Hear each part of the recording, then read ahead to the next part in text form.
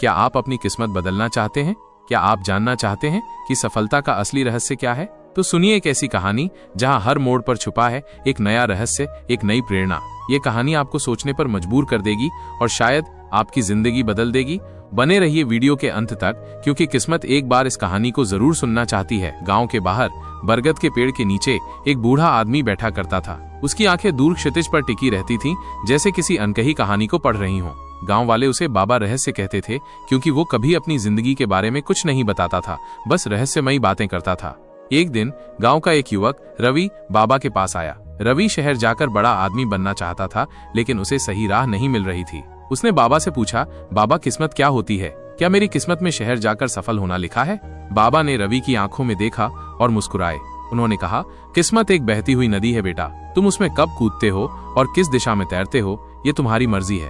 लेकिन कभी कभी नदी में ऐसे मोड़ आते हैं जहां तुम्हें अपनी किस्मत की आवाज सुननी पड़ती है। रवि को बाबा की बात समझ नहीं आई, लेकिन उनकी बातों में एक अजीब आकर्षण था।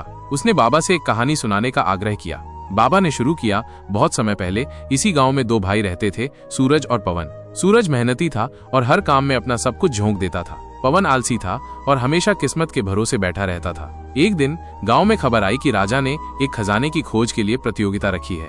खजाना गांव के बाहर खतरनाक जंगल में छिपा था। सूरज तुरंत जंगल की ओर निकल पड़ा। उसने घने पेड़ों और उबड़ खाबड़ रास्तों की परवाह नहीं की। पवन बिस्तर पर लेटा रहा और सोचता रहा कि अगर उसकी किस्मत में खजाना होगा तो वो खुद ही उसके पास आ जाएगा।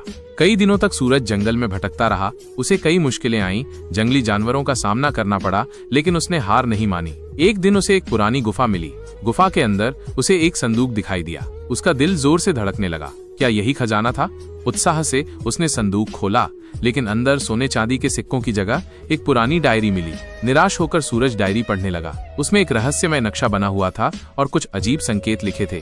उधर पवन गांव में आराम से सो रहा था। एक रात उसे सपने में एक बूढ़ा आदमी दिखाई दिया। बूढ़े आदमी ने उसे जंगल में एक खास पत्थर के बारे में बताया और कहा कि उस पत्थर के नीचे खजाना छिपा है। पवन सुबह उठकर जंगल की ओर भागा। उसे वो पत्थर मिल गया और जब उसने उसे हटाया तो सच में वहां एक खजाना छुपा हुआ था।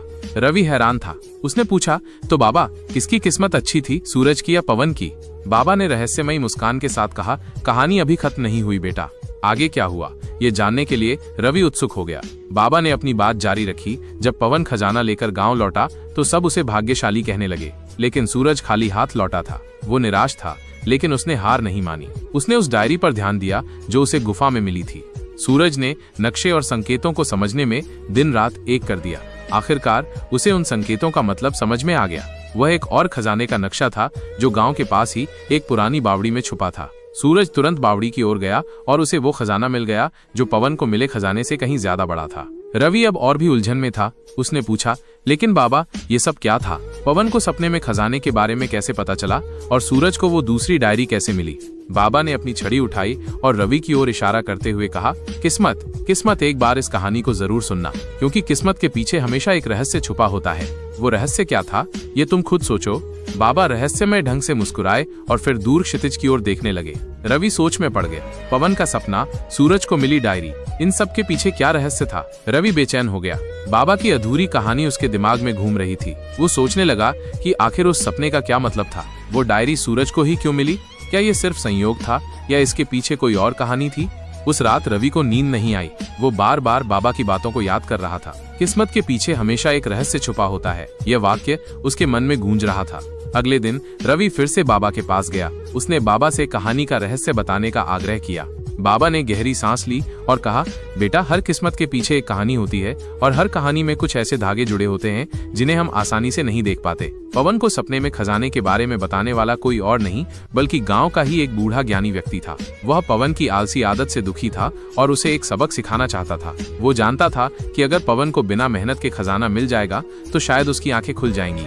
रवि हैरान था, तो क्या वो सपना सच नहीं था? बाबा ने मुस्कुराते हुए कहा, सपने कभी कभी हमारी दबी हुई इच्छाओं और विचारों का रूप होते हैं। उस बूढ़े व्यक्ति ने पवन के मन में खजाने की लालसा जगाई और फिर उसे उस जगह के बारे में बता दिया। और सूरज को वो डायरी कैसे मिली? रवि ने पूछा।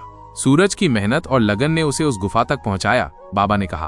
वो डायरी असल में उस खजाने के पुराने मालिक की थी। उसने अपनी जिंदगी भर की कमाई उस गुफा में छिपाई थी और उस तक पहुंचने का नक्शा और संकेत उस डायरी में लिखे थे। सूरज ने हार नहीं मानी और अपनी बुद्धि से उन संकेतों को समझ लिया। क्या आप ऐसी कहानियों की तलाश में हैं जो आपके अंदर एक नई ऊर्जा भर दें और आपको जीवन को एक सकारात्मक नजरिए से देखने में मदद करें? तो फिर द मोटिवेट स्टोरी आपका इंतजार कर रहा है। हमारे साथ जुड़ें और प्रेरणा के इस सफर का हिस्सा बनें।